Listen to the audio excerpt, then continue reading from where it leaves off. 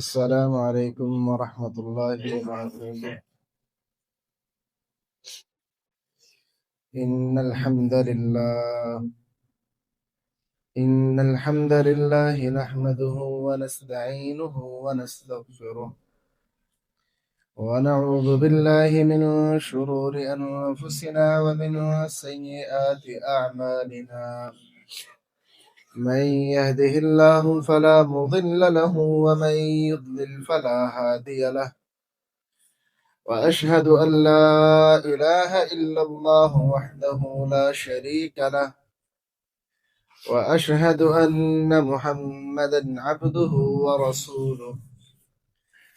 اللهم صل على محمد وعلى آل محمد كما صليت على إبراهيم وعلى آل إبراهيم إنك حميد مجيد. اللهم بارك على محمد وعلى آل محمد كما باركت على إبراهيم وعلى آل إبراهيم إنك حميد مجيد. أعوذ بالله السميع العليم من الشيطان الرجيم من همزه ونفخه ونفثه.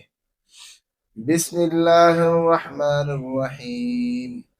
يا أيها الناس اتقوا ربكم الذي خلقكم من نفس واحدة وخلق منها زوجها وبث منهما رجالا كثيرا ونساء واتقوا الله الذي تساءلون به والأرحام إن الله كان عليكم رقيبا. يا أيها الذين آمنوا اتقوا الله حق تقاته ولا تموتن إلا وأنتم مسلمون. يا أيها الذين آمنوا اتقوا الله وقولوا قولا سديدا يصلح لكم أعمالكم ويغفر لكم ذنوبكم ومن يطع الله ورسوله فقد فاز فوزا عظيما. أما بعد فإن خير الحديث كتاب الله وخير الهدي هدي محمد صلى الله عليه وسلم وشر الأمور محدثاتها وكل محدثة بدعة وكل بدعة ضلالة وكل ضلالة في النار. قال الله تعالى في القرآن المجيد: صراط الذين أنعمت عليهم غير المغضوب عليهم ولا الضالين. رستہ ان لوگوں کا جن پر تو نے انعام کیا، فضل کیا، جو نہ کہ ان لوگوں کا جن پر تیرا غضب ہوا اور نہ جو گمراہ ہیں۔ محترم بھائیو، سورۃ الفاتحہ کی یہ آخری آیت کریمہ، اس کا ابتدائی حصہ اس حوالے سے گفتگو ہو چکی تھی۔ اللہ تعالیٰ کا یہ اسلوب ہے قرآن مجید میں کہ اللہ تعالیٰ عموماً جہاں پہ جنت کی بات کرتا ہے وہاں پہ جہنم کی بات بھی ہوگی، جہاں پہ خوشخبری ہوگی تو وہاں پہ وعید کا ذکر بھی ہوگا، تاکہ پڑھنے والا چیز کے دونوں پہلوؤں سے وہ روشنا ہو سکے، اسے سمجھ آ سکے کہ اگر یہ نہیں کروں گا تو پھر اس کا انجام، اس کے مخالف کرنے کا انجام کیا ہوگا۔ صراط مستقیم ہم اللہ سے مانگتے ہیں تو یہاں پر ہمیں یہ سمجھایا گیا ہے کہ اس رستے کو تفصیل کے ساتھ اللہ سے مانگنا ہے۔ تفصیل کیا ہے کہ ایک تو آپ نے کہنا ہے کہ اللہ ہمیں ایسا رستہ چاہیے جو تیرے انعام یافتہ لوگوں کا رستہ تھا، ساتھ ہی دو طرح کے رستوں سے پناہ بھی مانگنی ہے کہ اللہ انعام یافتہ لوگوں کے رستے پہ چلانے کے ساتھ ساتھ ہمیں ان لوگوں کے رستے سے محفوظ بھی رکھنا جن پر تیرا غضب ہوا، اور اللہ جو گمراہ ہو گئے ان کے رستے سے بھی ہمیں محفوظ رکھنا۔ ایسا نہیں ہو سکتا کہ انسان صراط مستقیم پر چلے بھی اور اللہ کے غضب کا شکار بھی رہا ہو اور پھر وہ گمراہ بھی ہو، ایسا نہیں ہو سکتا۔ اگر گمراہ ہے تو صراط مستقیم پر نہیں ہے، اگر اس پر غضب ہے اللہ کا تب بھی وہ صراط مستقیم پر نہیں ہے۔ صراط مستقیم تو اللہ کی رحمتوں والا رستہ ہے. جب بندہ اس میں چلتا ہے تو اللہ کی رحمتیں بندے کو حاصل ہوتی ہیں، نہ کہ اللہ کا غضب. تو ہمیشہ رستہ وہ چننا ہے ہم نے کہ جس رستے پہ چلتے ہوئے ہمیں اللہ کی رحمت سے سابقہ پیش آئے، اللہ کے غضب سے سابقہ پیش نہ آئے. ہمیں ایسے رستے پہ چلنا ہے جہاں پہ قرآن کی تعلیم ہماری رہنمائی کرے، رسول اللہ کے فرامین ہمارے راہبر ہوں، نہ کہ اس رستے پہ چلنے کے لیے ہمارا رہنما اور ہماری راہبر وہ گمراہی ہے. تو اللہ تعالیٰ نے ہمیں بڑے پیارے انداز میں صراط مستقیم کی وضاحت بتائی ہے کہ ایسا رستہ جو انعام یافتہ لوگوں کا ہے. یہ وہ رستہ نہیں ہے کہ جس پر وہ لوگ چلے جن پر تیرا غضب ہوا، یا وہ لوگ چلے جو گمراہ ہو گئے تھے. یہ ان لوگوں کا رستہ نہیں ہے. اس آیت کریمہ کا ترجمہ دو طرح سے کیا جاتا ہے اور دونوں طرح سے ٹھیک ہے. پہلا ترجمہ تو وہ معروف ہے کہ ان لوگوں کا رستہ جن پر تو نے انعام کیا، غیر المغضوب علیہم ولا الضالین، نہ کہ ان لوگوں کا رستہ جن پر تیرا غضب ہوا، اور نہ ان لوگوں کا رستہ جو گمراہ ہوئے. ایک ترجمہ یہ کیا جاتا ہے، یہ بھی درست ہے. ایک ترجمہ اس کا اور کیا جاتا ہے، وہ بھی درست ہے، کہ رستہ ان لوگوں کا جن پر تو نے انعام کیا. غیر المغضوب علیہم، وہ لوگ جن پر تو نے انعام کیا کہ نہ تو نے ان پر غصہ کیا، ولا الضالین، اور وہ انعام یافتہ لوگ کہ جو گمراہ بھی نہ ہوئے. تو یہ ترجمہ بھی درست ہے. تو یہ دونوں ترجمے ہی علماء نے لکھے ہیں اور دونوں ہی درست ہیں. ایک میں تو بالکل مختلف ترجمہ ہے، ایک میں انعام یافتہ لوگوں کی دو صفتیں بیان ہوئی ہیں کہ ایسے انعام یافتہ لوگ جن پر تیرا غضب نہیں ہوا، ایسے انعام یافتہ لوگ جو گمراہ نہیں ہوئے. ایک ترجمہ یہ ہے. دوسرا یہ ہے کہ انعام یافتہ لوگوں کے رستے پہ چلا، ان لوگوں کے رستے پہ نہ چلا کہ جن پر تیرا غضب ہوا، اور نہ ان لوگوں کے رستے پہ چلا جو گمراہ ہوئے. تو یہ دونوں ترجمے اپنی اپنی جگہ پر درست ہیں، اور کثیر علماء نے یہ دونوں ترجمے تسلیم کیے ہیں. محترم بھائیو، صراط الذین انعمت علیہم والے حصے پر ہماری گفتگو ہو گئی تھی. اس کا جو آخری حصہ ہے غیر المغضوب علیہم ولا الضالین، اس حوالے سے چند گزارشات آج آپ کے سامنے رکھنی ہیں. مغضوب علیہم اس سے مراد کیا ہے اور ضالین سے مراد کیا ہے؟ رسول کریم صلی اللہ علیہ وسلم کے پاس حضرت عدی بن حاتم رضی اللہ تعالیٰ عنہ تشریف لائے. تو ایک لمبی حدیث ہے، اس کے اندر نبی کریم صلی اللہ علیہ وسلم نے واضح طور پر کہا فَإِنَّ الْيَهُودَ مَغْضُوبٌ عَلَيْهِمْ. یہ جو مغضوب علیہم ہے نا، اس سے مراد یہودی ہیں، اور ضالین سے مراد عیسائی ہیں. رسول کریم نے ان کی تعیین کر دی ہے کہ جب بھی مغضوب علیہم کا لفظ بولا جائے گا اس سے قوم یہود مراد ہوگی، اور جب بھی ضالین کا لفظ بولا جائے گا اس سے قوم عیسائیت مراد ہوگی، نصارہ مراد ہوں گے. اور یہ بات اللہ کے رسول نے تو کہی نا. یہودی اور عیسائی بھی اس بات کو بخوبی سمجھتے تھے. یہودی یہ بات جانتے تھے کہ ہم پر اللہ کا غضب ہے، اور اپنے منہوں سے اس کا اعتراف کرتے تھے، اور عیسائی اس بات کو جانتے تھے کہ ہم پر اللہ کی لعنت ہے، اور اس کا اعتراف کیا کرتے تھے، اور رسول کریم کی بعثت سے پہلے بھی کیا کرتے تھے. ایک بڑے مشہور آدمی گزرے ہیں، زید بن عمر بن نفیل. رسول کریم کی بعثت سے پہلے وہ فوت ہو گئے، لیکن رسول کریم کے زمانے کے ہیں. یہ آپ کی نبوت سے تھوڑی دیر پہلے یہ فوت ہوئے. تو یہ جو تھے نا، ان کے بیٹے صحابی ہیں سعید بن زید. تو یہ زید بن عمر بن نفیل مکہ والوں سے کہا کرتے تھے کہ میں تمہارے شرک سے بری ہوں، یہ تمہارے شرک میں تمہارا ساتھی نہیں ہوں.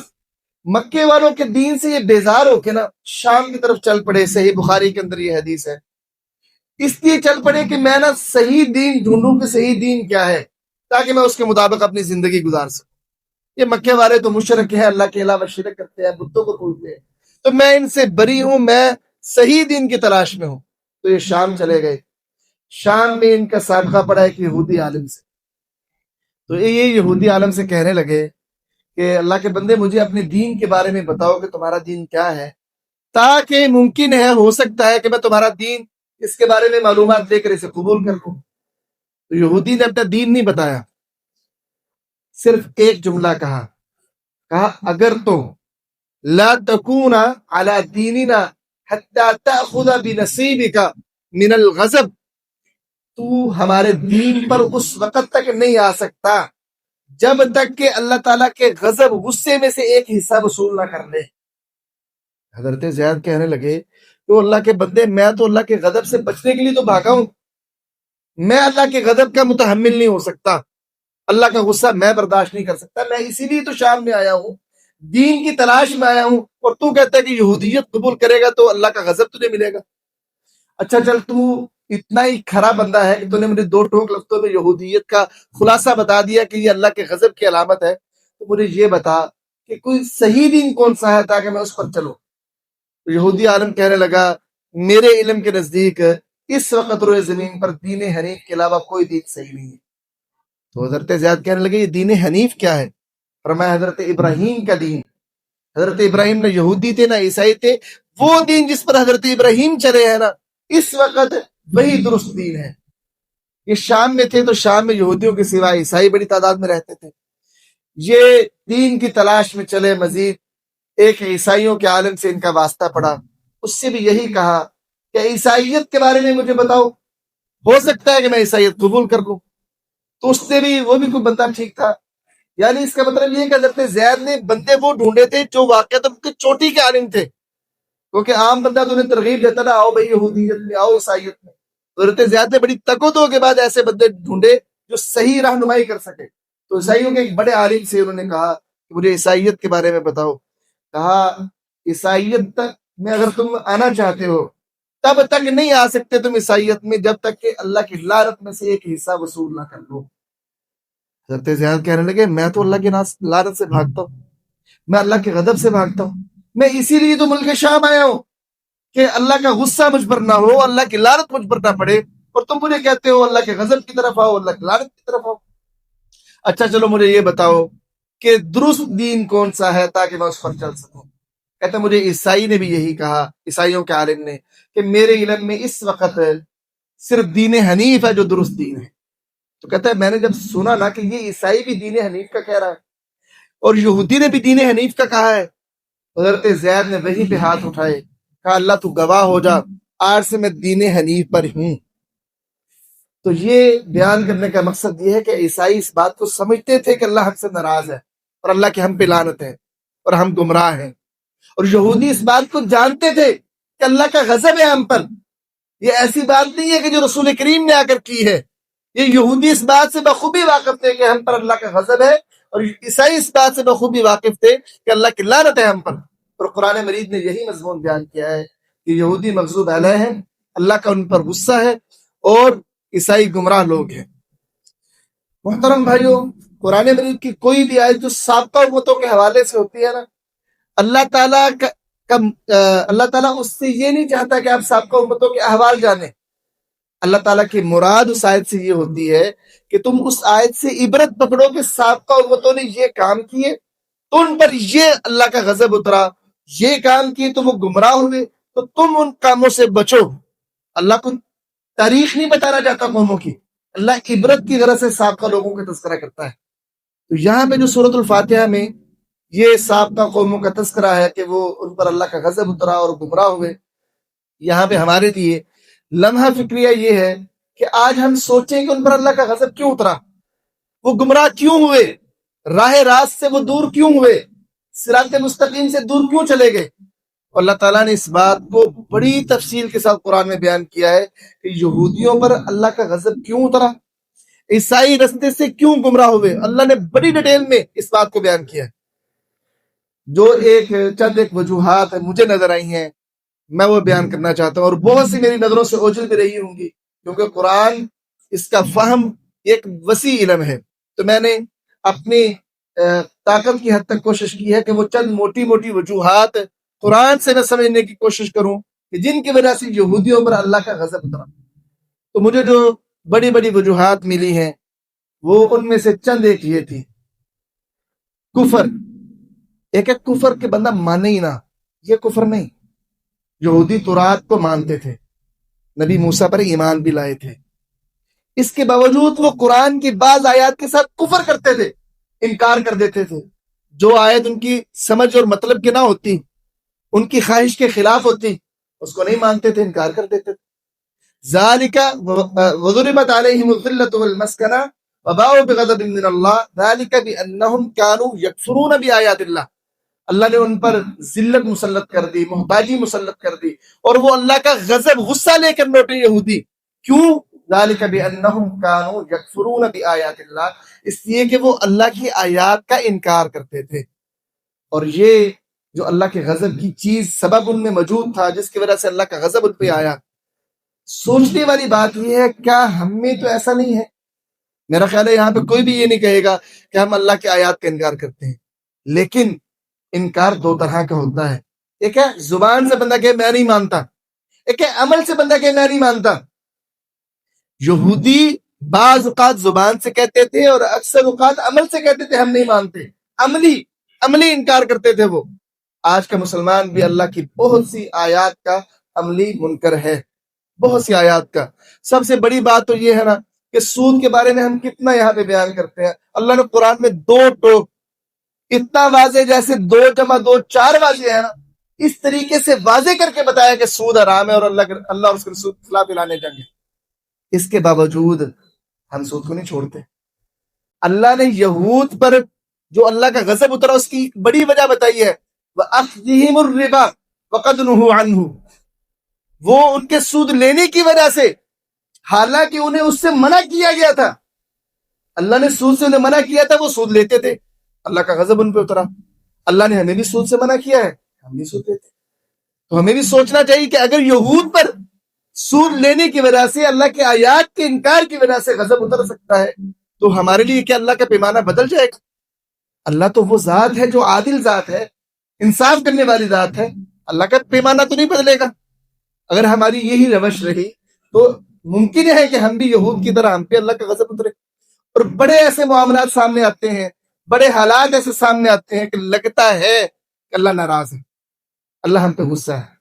بڑے حالات پاکستان میں آپ کو ایسے ملیں گے جب دل سے یہ آواز آتی ہے کہ نہیں بھائی اللہ ناراض ہے، اللہ کو راضی کرو. تو یہود یہ کیا کرتے تھے، جو بات سمجھ میں نہیں آئی اس کا انکار کر دیا، نہ مانا. تو آج کے مسلمان بھی یہی کام کر رہا ہے. تو ہمیں اس سے بچنا ہے تاکہ ہم بھی ان لوگوں میں شامل نہ ہو جن پر اللہ کا غضب اترا. یہودیوں کی دوسری بڑی بدبختی یہ تھی کہ وہ انبیاء کے قاتل تھے. اللہ تعالیٰ نے قرآن میں کئی ایک مقامات پر بیان کیا ہے کہ یہودی انبیاء کو قتل کرتے تھے. ذالک بانہم کانوا یکفرون بآیات اللہ ویقتلون النبیین بغیر الحق ذالک بما عصوا وکانوا یعتدون. اس وجہ سے کہ انہوں نے اللہ کی آیات کا انکار کیا، انبیاء کو قتل کیا، اس وجہ سے کہ انہوں نے نافرمانی کی اور حد سے تجاوز کیا. انبیاء کو جو انہوں نے قتل کیا ہے، معروف 2 انبیاء مشہور ہیں. قرآن نے کسی ایک نبی کا نام بھی نہیں لیا کہ یہودیوں نے اس نبی کو قتل کیا یا اس نبی کو قتل کیا. یہودیوں کی کتابوں میں جو مذکور ہے وہ یہ ہے کہ یہودیوں نے حضرت یحییٰ علیہ السلام کو قتل کیا، شہید کیا، اور اسی طرح حضرت زکریا علیہ السلام کو بھی یہودیوں نے شہید کیا. تو بعض روایات میں آتے ہیں کہ 70 کے قریب انبیاء کو یہودیوں نے شہید کیا. لیکن یہ ساری کی ساری روایات بنی اسرائیلی ہیں. رسول کریم نے کسی بھی نبی کا نام نہیں لیا کہ یہودیوں نے اس نبی کو قتل کیا، نہ اللہ نے بتایا ہے. اللہ نے فقط یہ بات ضرور بتائی ہے کہ یہودی بعض انبیاء کے قاتل ہیں. تو یہ ایک وجہ تھی کہ جس وجہ سے یہودیوں پر اللہ کا غضب اترا. اس کے بعد میں یہودی اللہ کا مذاق اڑاتے تھے، اور وہ مذاق کس طرح سے تھا؟ صدقے کے حوالے سے. نبی کریم صلی اللہ علیہ وسلم جب ان سے صدقے کا کہتے نا کہ صدقہ دو، قرآن مجید میں آیت ہے من ذا الذی یقرض اللہ قرضا حسنا، کون ہے جو اللہ کو قرض حسنا دے. جب یہ آیتیں اتری نا تو یہودی کیا کہنے لگے؟ وقالت الیہود ید اللہ مغلولہ، یہودی کہنے لگے اللہ کے ہاتھ تو بندے ہوئے ہیں، یعنی اللہ بخیل ہے، اللہ ہاتھ کھولتا نہیں ہے. لقد سمع اللہ قول الذین قالوا ان اللہ فقیر ونحن اغنیاء، تحقیق اللہ نے ان لوگوں کی بات کو سن لیا جنہوں نے یہ کہا کہ اللہ فقیر ہے اور ہم غنی ہیں. سنکتب ما قالوا وقتلهم الانبیاء بغیر حق، ان قریب ہم ان کی یہ بات لکھیں گے ان کے نام اعمال میں، اور ان کا انبیاء کا قتل کرنا بھی لکھیں گے. تو یہودی صدقہ نہیں دیتے تھے، بخیل تھے بڑے، اور جب ان سے صدقے کے لیے کہا جاتا تو کہتا اللہ فقیر ہو گیا کہ ہم سے مانگتا ہے. اعوذ باللہ من ذالک. میں یہ نہیں کہتا کہ ایسا مسلمان کو سوچ بھی سکتا ہے کہ وہ یہ بات کہے، میرا نہیں خیال کہ مسلمان یہ سوچ بھی سکتا ہے.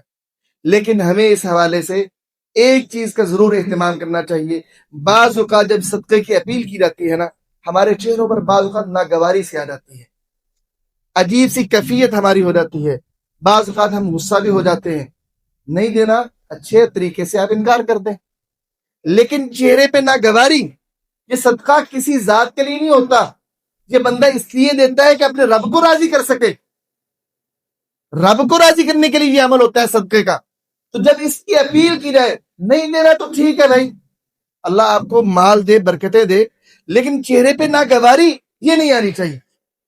حتیٰ کہ حدیثوں میں تو یہ آتا ہے کہ کوئی مانگنے والا آپ سے مانگے نا تو اس کو ڈانٹنا نہیں ہے، اچھے طریقے سے، اگر دے نہیں سکتے تو اچھی طریقے سے اسے آپ منع کر دو، اچھے طریقے سے، جس سے اس کی عزت میں حرف نہ آئے، اس کی آپ توہین نہ کرو، اس کو دھکے دے کر نہ نکالو، برا بھلا نہ کہو، اچھے طریقے سے انکار کر دو۔ تو بھائی یہ عمل ہے اللہ کی رضا کے لیے صدقے کا۔ یہودیوں نے اس عمل کے نتیجے میں اللہ کی توہین کی، اور ہمیں آج اس معاملے میں تھوڑی سی احتیاط کی ضرورت ہے کہ صدقے کے معاملے میں ہمارے چہروں پہ ناگواری، صدقہ مانگنے والے کو ذلیل کرنا، اس کو برا بھلا کہنا، ایسا کام نہیں ہونا چاہیے۔ نہیں دے رہا تو یہ آپ کا اپنا ذاتی فعل ہے، آپ اچھے طریقے سے انکار کرتے، لیکن اس کو برا بھلا کہنا، دھکے دینا، اور کٹا کٹا تو ہے، کماتا کیوں نہیں، اس طرح کی باتیں یہ نہیں کرنی چاہیے۔ یہودیوں کے اندر جو ایک اور بڑی وجہ جس کی وجہ سے ان پر اللہ کا غضب اترا، یہ جو اللہ کی کتاب ہے نا، اس کو وہ ظالم بدل دیتے تھے، اس اللہ کی کتاب کو بدل دیتے تھے، دو طرح سے بدلتے تھے۔ بعض اوقات تو وہ آیتیں اپنی طرف سے بنا کے نا اللہ کی کتاب میں لکھ دیتے تھے، اور بعض اوقات آیتیں تو وہی ہوتی تھی جو تورات میں ہیں، لیکن اس کا معنی اور مفہوم ایسا کر دیتے تھے جو اللہ کی مراد نہ ہوتی تھی۔ یہ دو طریقوں سے تورات میں تحریف کرتے تھے، یحرفون الکلم عن مواضعہ، وہ کلام کو اس کی جگہوں سے پھیر دیتے تھے، تو اس کے نتیجے میں حاصل کیا کرتے تھے؟ چند مفادات۔ اللہ نے ان کی اس بات کو قرآن میں کئی ایک مقامات پر بڑا کھول کر بیان کیا ہے، اور یہ آج ہم مسلمانوں سے بھی بڑی تعلق رکھنے والی بات ہے، کتاب اللہ کو بدلنا۔ اب یہودی کیا کرتے تھے؟ وَإِنَّ مِنْهُمْ لَفَرِيقًا يَلْوُونَ أَلْسِنَتَهُمْ بِالْكِتَابِ لِتَحْسَبُوهُ مِنَ الْكِتَابِ وَمَا هُوَ مِنَ الْكِتَابِ وَيَقُولُونَ هُوَ مِنْ عِنْدِ اللَّهِ وَمَا هُوَ مِنْ عِنْدِ اللَّهِ وَيَقُولُونَ عَلَى اللَّهِ الْكَذِبَ وَهُمْ يَعْلَمُونَ۔ ایک گروہ یہودیوں کا ایسا تھا، وہ کتاب اللہ کو جب پڑھتا تھا نا تو پڑھتے پڑھتے اپنی زبان کو اس طریقے سے مروڑتا تھا کہ وہ بات کچھ ہوتی تھی، بن کچھ جاتی تھی، اور وہ اس کو کیا کہتے تھے کہ یہ اللہ کی طرف سے ہے، حالانکہ وہ اللہ کی طرف سے نہیں ہوتی تھی، اور وہ یہ کام جانتے بوجھتے کر رہے ہوتے تھے، جانتے بوجھتے۔ اللہ اسی بات کو ایک اور جگہ پہ بیان کرتا ہے کہ ان کا جو گروہ تھا نا، وہ کیا کرتا تھا؟ فَوَيْلٌ لِّلَّذِينَ يَكْتُبُونَ الْكِتَابَ بِأَيْدِيهِمْ ثُمَّ يَقُولُونَ هَٰذَا مِنْ عِندِ اللَّهِ لِيَشْتَرُوا بِهِ ثَمَنًا قَلِيلًا۔ وہ ظالم ایک ہے دھوکہ دینا، کی آیت قرآن کی وہ تورات کی پڑھتے تھے لیکن دھوکہ دیتے تھے، اس میں کچھ لفظ وہ اس طریقے سے ادا کرتے تھے کہ معنی بدل جاتا تھا۔ ایک یہ تھا کہ وہ آیتیں اپنی طرف سے لکھتے تھے، وَوَيْلٌ لِّلَّذِينَ يَكْتُبُونَ الْكِتَابَ بِأَيْدِيهِمْ ثُمَّ يَقُولُونَ هَٰذَا مِنْ عِندِ اللَّهِ۔ ہلاکت ہے ان کے لیے جو اپنے ہاتھوں سے کتاب لکھتے تھے اور کہتے تھے یہ اللہ کی طرف سے ہے۔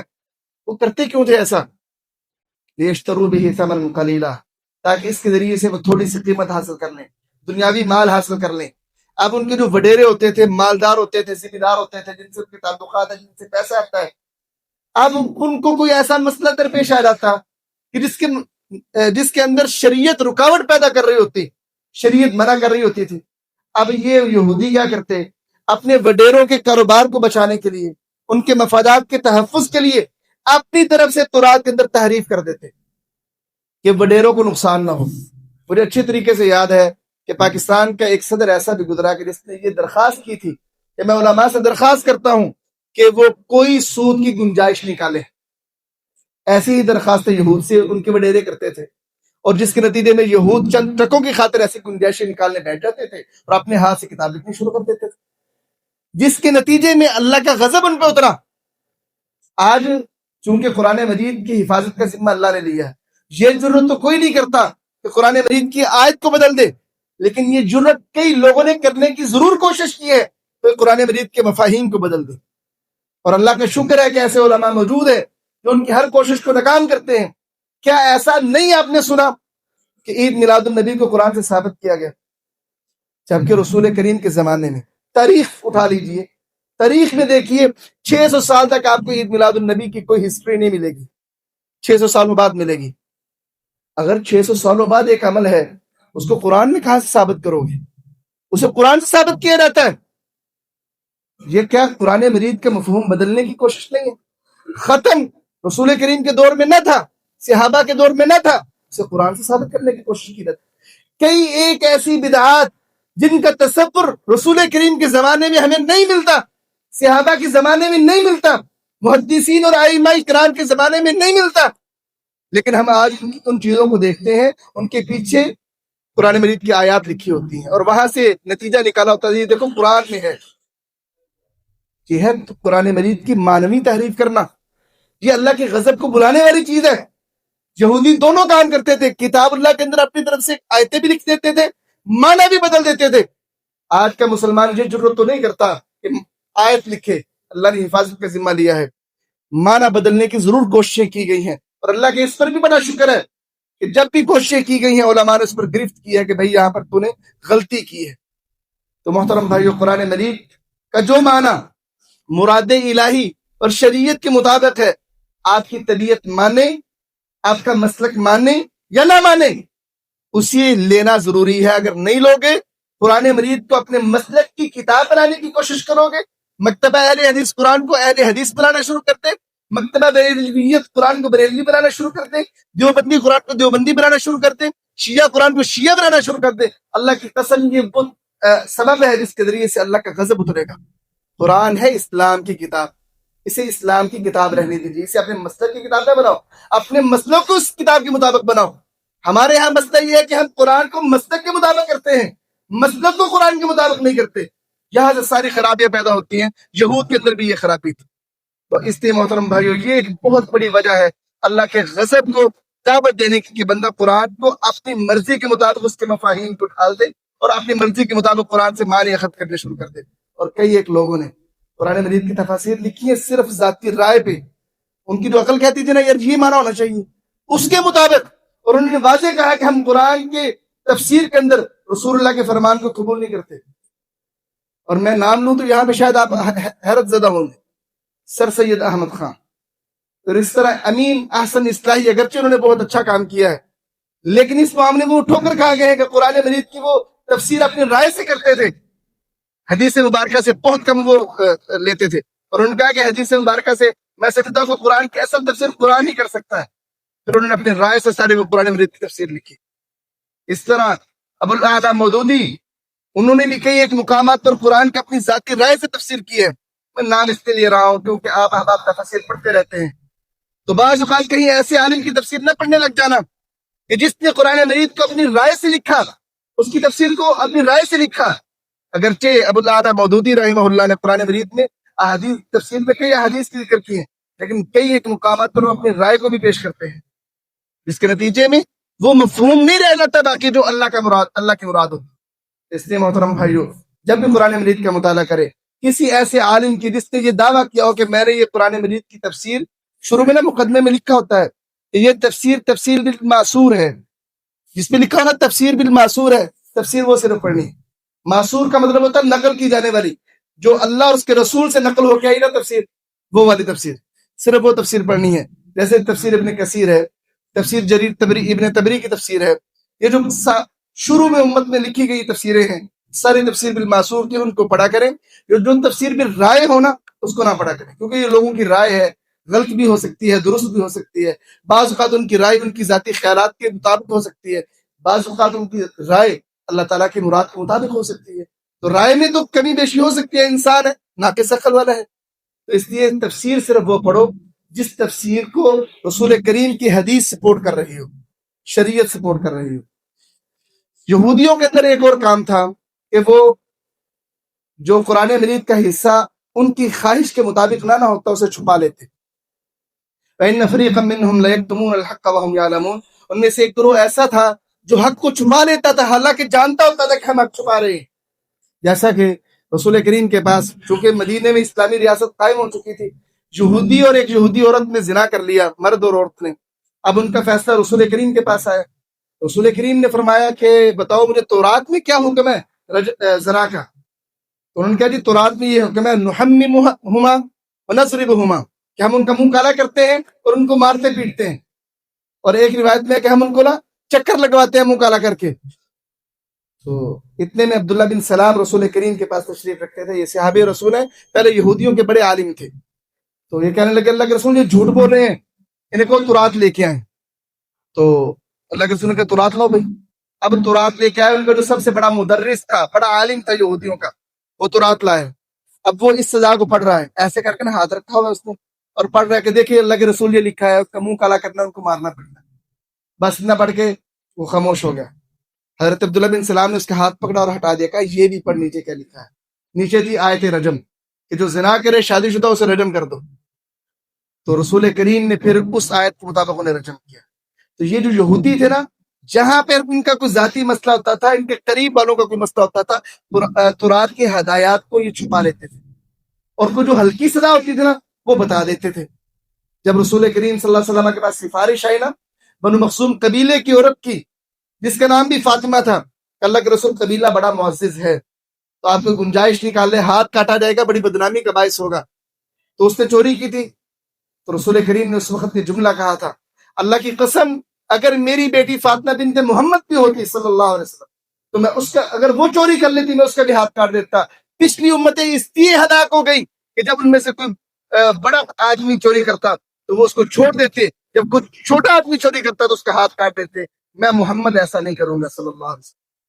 تو آج بھی ہمارے معاشرے میں تو یہ بڑا عام ہے نا, آپ قانون بدلتے نہیں دیکھتے. غریب کا بچہ بیچارہ پکڑا جائے, عدالتوں میں چکر کاٹتے کاٹتے بے گناہی میں ساری زندگی اس کی کٹ جاتی ہے, اور امیر جرم کر کے بھی چوتھے دن باہر ہوتا ہے. یہ قانون کا تفریق اور قانون کی کتابیں بدلتی دیکھی نہیں آپ نے ہمارے معاشرے میں, کہ قانون امیر کے لیے اور ہے, غریب کے لیے اور ہے. یہودیوں نے بھی یہ کام کیا تو اللہ کا ان پر غضب اترا. اگر آج بھی ہم قانون کے ساتھ ایسا کھلواڑ کریں گے کہ امیر کے لیے قانون اور ہوگا, غریب کے لیے قانون اور ہوگا, امیر کے لیے تو چھوٹی چھوٹی سزائیں اور اصل قوانین چھپا لیے جائیں گے, اور غریب کے لیے اصل قوانین سامنے آ جائیں گے, تو یاد رکھو اللہ کا غضب آپ کا منتظر ہے. ہمیں ان تمام اسباب سے بچنا چاہیے.